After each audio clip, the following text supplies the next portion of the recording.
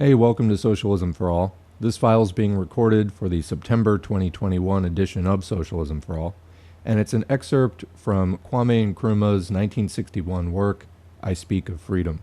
If you like this video, please click like and subscribe, and consider supporting us on Patreon. There's a link to Patreon in the video description. So the source of this file is I Speak of Freedom, a statement of African ideology, published London, 1961, transcribed by the Internet Modern History Sourcebook, transcription, editing, and HTML by Mike B. for Marxists Internet Archive at marxists.org. Thanks as usual to MIA for hosting this file and thousands of other free Marxist texts. Please go check them out.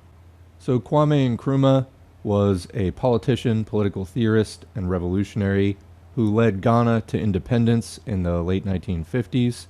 He was an advocate of Pan-Africanism, which is the idea of uniting all of Africa under a socialist government to basically ward off the imperial powers that have been raiding it for centuries. Nkrumah has been a key influential figure within Pan-Africanism and socialist movements within the developing world in general, and we'll be doing more of his works here on the channel. So, for today, let's get into the audiobook. For centuries, Europeans dominated the African continent. The white man arrogated to himself the right to rule and to be obeyed by the non-white. His mission, he claimed, was to, quote, civilize Africa. Under this cloak, the Europeans robbed the continent of vast riches and inflicted unimaginable suffering on the African people. All this makes a sad story, but now we must be prepared to bury the past with its unpleasant memories and look to the future. All we ask of the former colonial powers is their goodwill and cooperation to remedy past mistakes and injustices, and to grant independence to the colonies in Africa. It is clear that we must find an African solution to our problems, and that this can only be found in African unity. Divided, we are weak.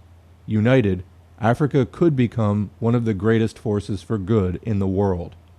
Although most Africans are poor, our continent is potentially extremely rich. Our mineral resources, which are being exploited with foreign capital only to enrich foreign investors, range from gold and diamonds to uranium and petroleum. Our forests contain some of the finest woods to be grown anywhere. Our cash crops include cocoa, coffee, rubber, tobacco, and cotton. As for power, which is an important factor in any economic development, Africa contains over 40% of the potential water power of the world, as compared with about 10% in Europe and 13% in North America. Yet so far, less than 1% has been developed. This is one of the reasons why we have in Africa the paradox of poverty in the midst of plenty and scarcity in the midst of abundance. Never before have a people had within their grasp so great an opportunity for developing a continent endowed with so much wealth. Individually, the independent states of Africa, some of them potentially rich, others poor, can do little for their people. Together, by mutual help, they can achieve much.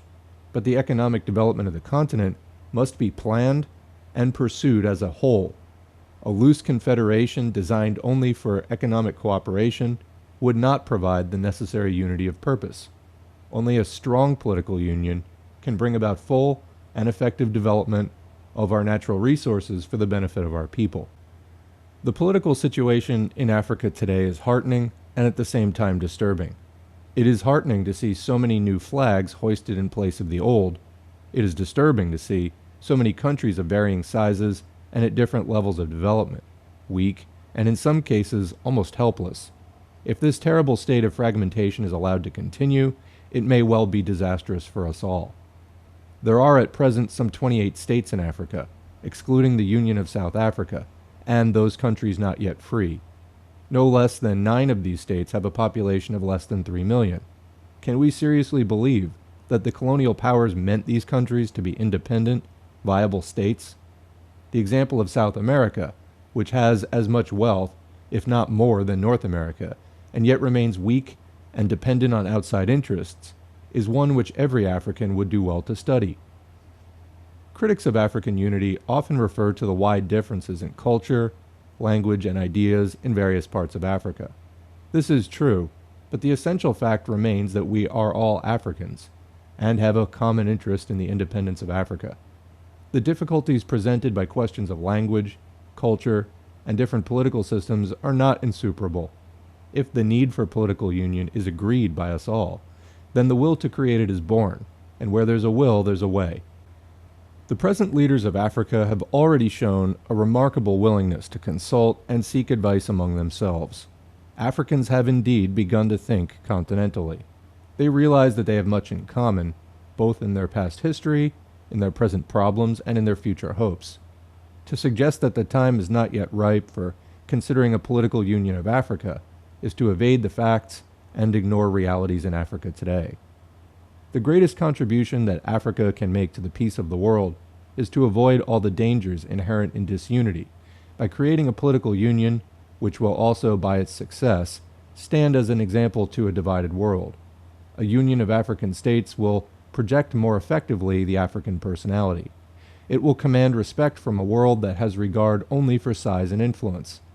The scant attention paid to African opposition to the French atomic tests in the Sahara and the ignominious spectacle of the UN in the Congo, quibbling about constitutional niceties while the Republic was tottering into anarchy, are evidence of the callous disregard of African independence by the great powers. We have to prove that greatness is not to be measured in stockpiles of atom bombs.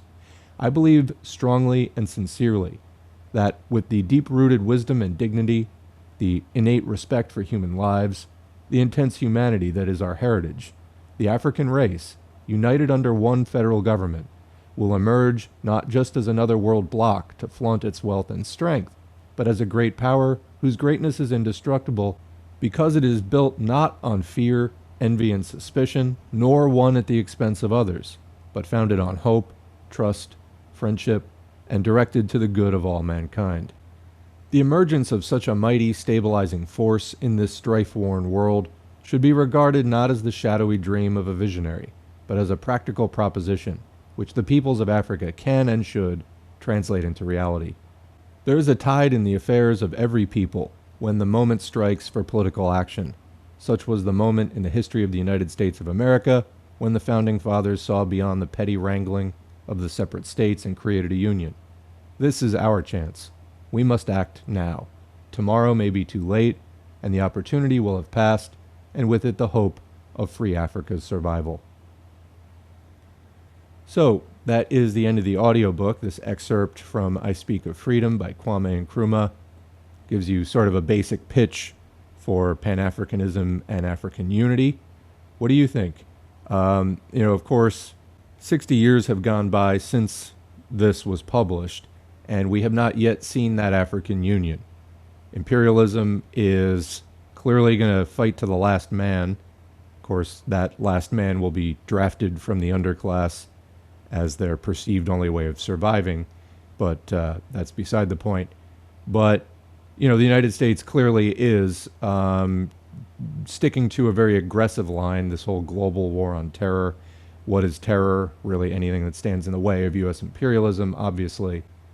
And in recent years, as part of this war on terror, quote unquote, the United States has torn apart Libya, where Gaddafi and his supporters were able to do so much development and make so much progress, but the United States would rather see Africa reduced to rubble and not politically strong, so that they don't have to deal fairly with them, that they're not on even footing. That is in fact the United States' prime directive, is to keep the rest of the world on uneven footing. U.S. is now having real problems with China because China is becoming very strong economically, and indeed, in the context of Africa, is helping Africa to develop without all the predatory trappings of the IMF, etc. And if China is successful in continuing to build international infrastructure with the Silk Road, Belt and Road project, who would ever want to do business with the U.S. again? Hence, the U.S. is trying to start a new Cold War with China. Anyway, we'll leave it there for right now. Thanks for listening. Thanks to the current patrons whose names are on the screen. If you'd like to get your name on the screen, patreon.com/socialismforall. Otherwise, if you'd like to help out without a donation, liking, sharing, subscribing, commenting, all of that helps to boost the channel, to put this content in front of more eyes and expand the conversation about socialism, whatever it is that you do online and in your community to advance socialism. Thank you for doing it. We see you, and we will catch you in the next video.